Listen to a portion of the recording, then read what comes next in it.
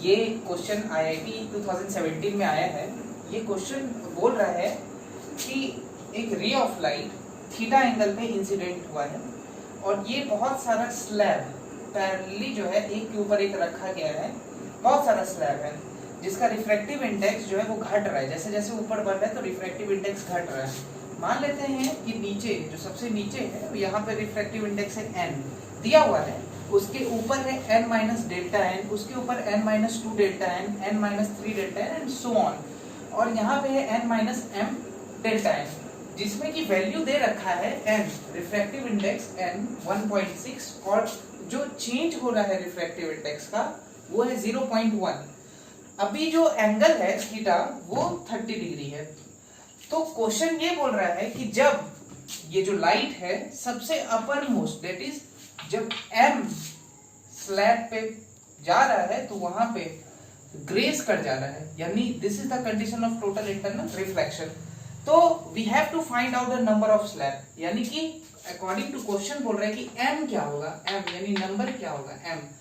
तो ये बहुत ही आसान क्वेश्चन है। ये सिर्फ अब ये बनेगा कैसे, तो इसमें हम लोग को देखना है सबसे पहले ये कि सबसे पहला चीज थी हम लोग स्नेल्स लॉ लगाएंगे, पहला पॉइंट, और दूसरा पॉइंट जो हम लोग लगाएंगे वो हम लोग लगाएंगे टोटल इंटरनल रिफ्लेक्शन का कंडीशन। तो मान लेते हैं इस वाले सरफेस का नाम मैंने रख दिया AB और इस वाले सरफेस का let us consider this surface B C and D।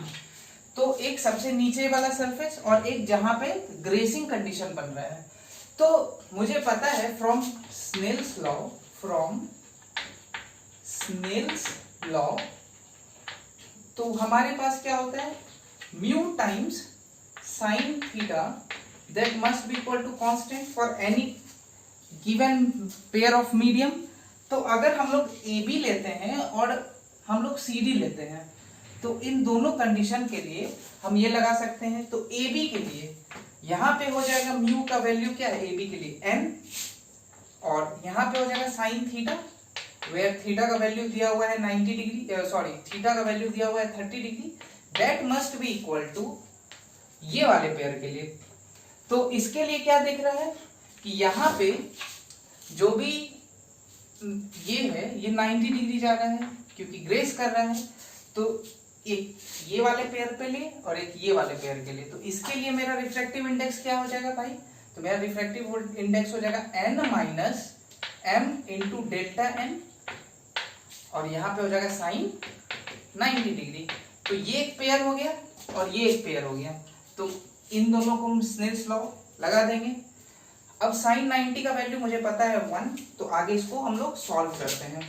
तो we have n sine theta that must be equal to n minus m times of delta n simply because sin 90 is 1। तो इसको solve करके हम लोग देखते हैं कि क्या आता है। sin थीटा यहाँ पे दे रखा है 30 डिग्री, तो ये हो जाएगा n into 30 degree sine 30 1/2 that must be equal to n minus m into delta n। तो यहाँ से सिंपली हम लोग को निकालना है what is the value of m, और बाकी सब कुछ दिया हुआ है क्वेश्चंस में। तो यहाँ पे हम लोग देखेंगे कि इसको इधर ले जा रहे हैं, तो m into delta n that must be equal to n minus n/2। तो अब हम लोग को मिलेगा m into delta n that is equal to n minus n/2 gives n/2। तो m का वैल्यू क्या आ गया भाई n/2 इंटू डेल्टा n। अब according to question the value of n is 1.6 and the value of delta n is 0.1. Now put it 1.6 by 2 into 0.1, so it yields m is equal to 8. So number of slab is equal to 8. This is the question and this is the required answer.